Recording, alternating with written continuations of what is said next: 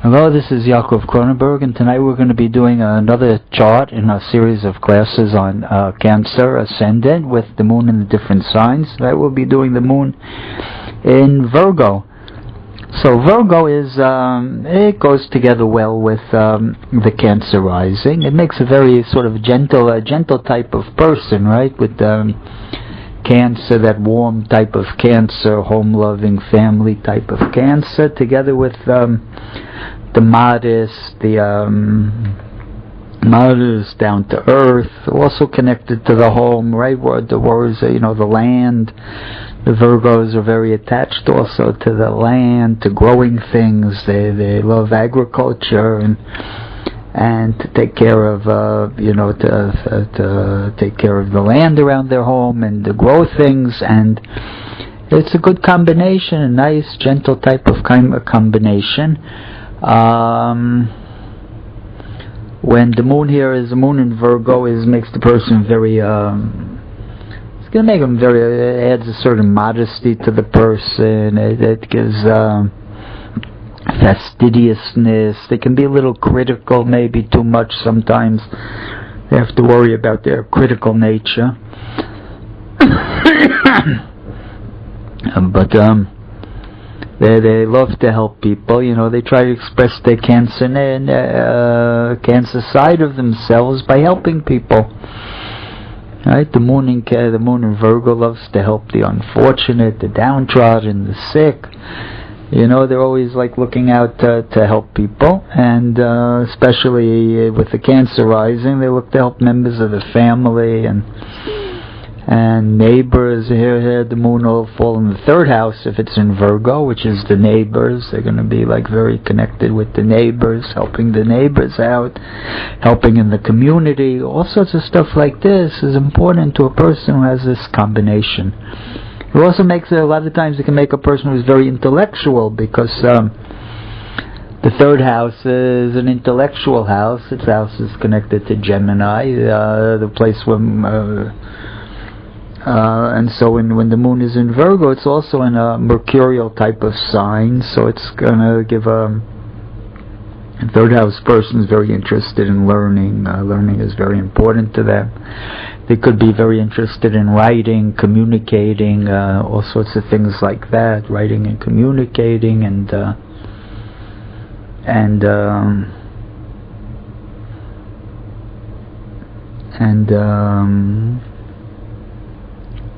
sometimes they can be middlemen, like making deal makers, bringing people together, matchmakers, things like that, agents, all sorts of things in that line is good for a person who's got a third house ruler of the chart in the third house. And it's also good for traveling at short journeys. They tend to move around a lot, especially the moon likes to move. And so all these things are positive there in a chart like this. I have a couple charts. Let's see if I have any charts in my collection. I have one chart in my collection, actually, of a guy who's it's a very interesting chart. Guy's got, if I remember, he's got a Cancer rising, and he's got the moon in Virgo in the he was born 1953 with a Gemini sun and a moon in Virgo. And he had the moon in Virgo in the third house, and he has on the ascendant. This is what I want to talk about tonight too. On the ascendant, he has exactly on the ascendant Uranus. Very, very powerful Uranus, coming of course from the 8th house, right? Scorpio will be on the 8th. No, wait, 8th house, Uranus comes from Aquarius, right? And then so Aquarius will be on the 8th house cusp, so it's coming from the 8th house. We're going to talk about that. And if I remember, he had 3 planets, he has 3 planets in Gemini, the Jupiter, the Sun, and Mars, all in the 12th house. And he has Venus and Aries in the 10th, and Mercury and Taurus in the 11th.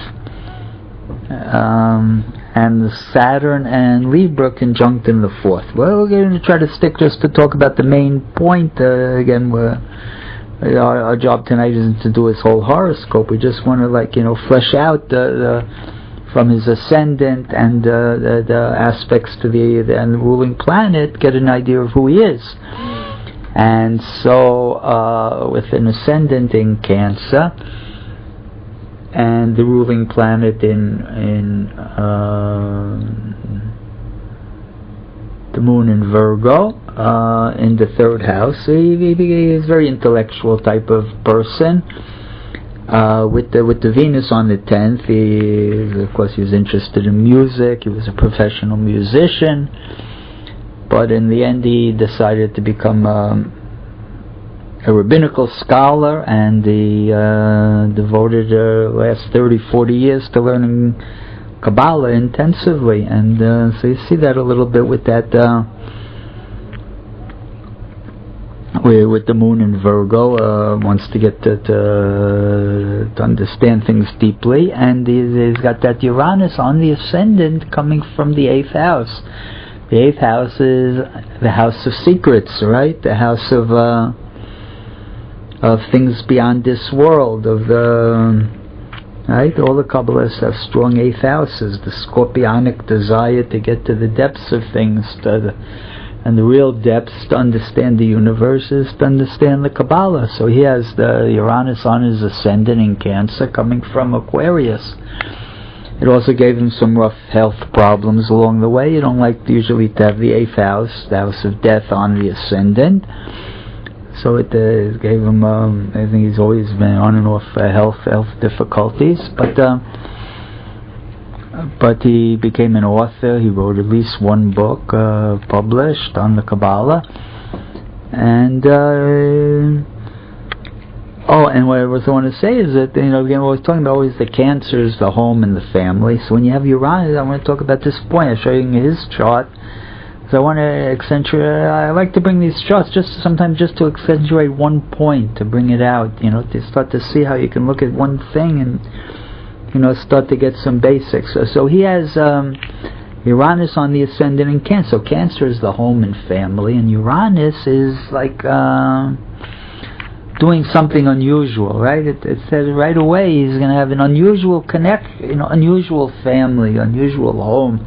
All these people were born in, there's a lot of people in this 8-year period from about 1950 to 58 that grew up. A lot of them went to communes, and they lived, they started all sorts of weird living arrangements in that period. They became co-ed dormitories, and they became communes, and all sorts of things, all sorts of new altered living patterns. People already started living together without getting married for the most part, and that was sort of all in that generation, right? If you want to talk about generational. In his chart, though, he has Uranus right on the ascendant in Cancer, so this unusual home life. And he and his wife, if I remember, they adopted about 3-4 kids. I don't remember exactly how many, but one or two of them with health problems, and the other, and they raised they raised the whole family of adopted children, and so they had a very unusual household. And that sticks out. Sometimes you look at a chart and you see something that sticks out. You got Uranus there in Cancer, right on the ascendant. And one thing it teaches about the interest in the Kabbalah, right? And because of being on the ascendant, coming from the 8th house, and difficulties with health along the way. And it also teaches you about the